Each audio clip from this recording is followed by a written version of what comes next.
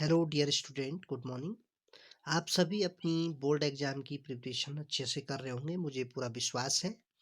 आज हम विद्युत धारा के चुंबकीय प्रभाव, magnetic effect of electric current का पार्ट 2 आपके सामने में लेकर आया हूँ। इसमें हम कुछ पहले छोटी छोटी चीज़ों पे डिस्कस करेंगे और फिर हम इसमें फ्लेमिंग के नियम पढ़ेंगे और मैक्सवेल का नियम पढ़ेंगे। तो सबसे पहले हम बात करते हैं चुंबकीय सुई या मैग्नेटिक निडल क्या होती है। तो यहाँ पर आप एक ये चुंबक दिख रहा है आपको, जो नॉर्थ और साउथ पोल को दिखा रहा है। चुंबक के दो ध्रुव होते हैं, आप जानते हैं। और ये एक निडल सुई की तरह दिख रही है। तो चुंबकीय सुई एक सुई की आकृति का एक पतला चुंबक होता है। इस सुई की आकृति का एक पतला चुंबक होता है। इसका उत्तरी ध्रुव नॉर्थ पोल पहचान हेतु चिन्हित होता है। इसका जो नॉर्थ पोल है वो इसकी पहचान को बताता है। दूसरा, सुई के आकार के होने के कारण ही इसे चुंबकीय सुई कहते हैं। यह अपने मध्य बिंदु यहाँ पर सेंटर ऑफ ग्रेविटी यानी कि गुरुत्व केंद्र पर एक नुकीली कील पर टिकी होती है। जैसे आपको दिख रहा है कि कील के द्वारा इसको टिकाया हुआ है। यह क्षैतिज तल में स्वतंत्रता पूर्वक घूम सकती है। इसका उपयोग कहाँ पे किया जाता है? समुद्री यात्रा में, हवाई यात्रा में अथवा सेना में दिशा का पता करने के लिए इसका यूज किया जाता है। अतः हम कह सकते हैं कि चुंबकीय सूची को दिक्सूचक भी हम कहते हैं। आगे बात करते हैं। ये आपकी सोलेनॉइड है, धारावाही परिनालिका। धारावाही परिनालिका का निर्माण कैसे होता है कि हम कोई चुंबक ले लेते हैं, दंड चुंबक, जिसमें दो पोल हैं, नॉर्थ और साउथ पोल। इसके बाहर से आप यदि कोई तार लगा दें, वायर लगा दें, तो एक सोलेनॉइड की तरह व्यवहार करती है, एक परिनालिका की तरह व्यवहार करती है।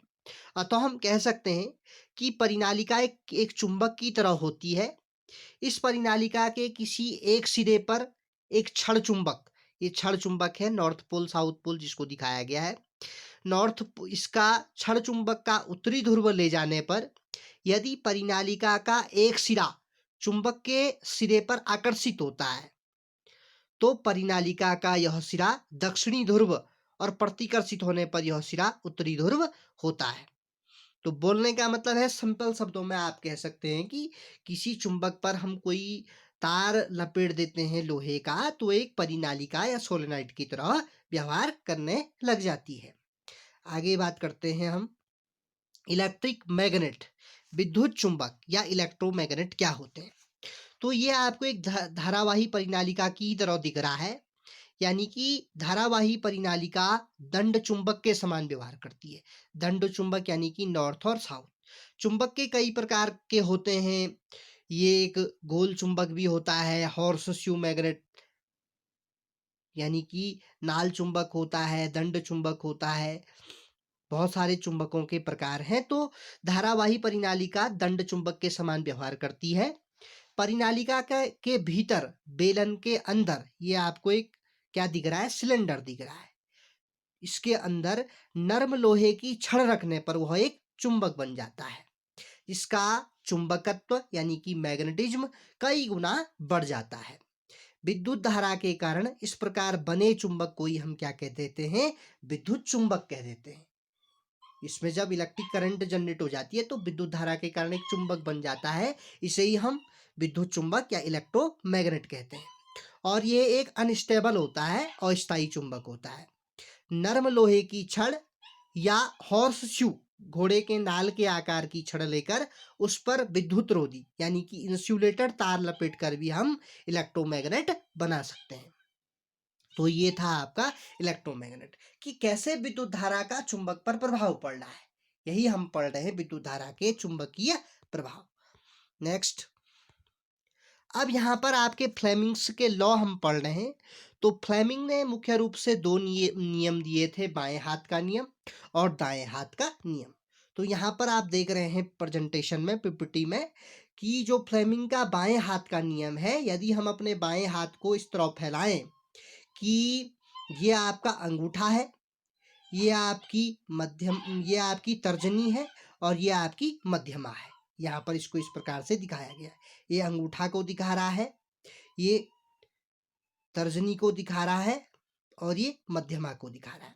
यदि हम अपने बाएं हाथ के अंगूठा, तर्जनी व मध्यमा को इस तरह फैलाएं कि तर्जनी चुंबकीय क्षेत्र को व्यक्त करे, ये क्या है आपकी तर्जनी, तर्जनी चुंबकीय क्षेत्र को बताए, और यदि मध्यमा विद्युत धारा की दिशा प्रदर्शित करती है तो ये अंगूठा चालक पर लगने वाले बल को व्यक्त करता है। तो आप समझ गए होंगे कि इस नियम के अनुसार यदि हम अपने बाएं हाथ के अंगूठा, तर्जनी व मध्यमा को इस तरह फैलाएं कि यदि तर्जनी चुंबकीय क्षेत्र को बताए, मध्यमा विद्युत धारा की दिशा बताए, तो अंगूठा चालक पर लगने वाले बल को व्यक्त करेगा। यह आपका यहाँ पे इससे भी पता चल रहा है। तो ये है आपका फ्लेमिंग का बाएं हाथ का नियम। अब हम पढ़ेंगे फ्लेमिंग के दाएं हाथ का नियम। फ्लेमिंग के दाएं हाथ का नियम क्या है?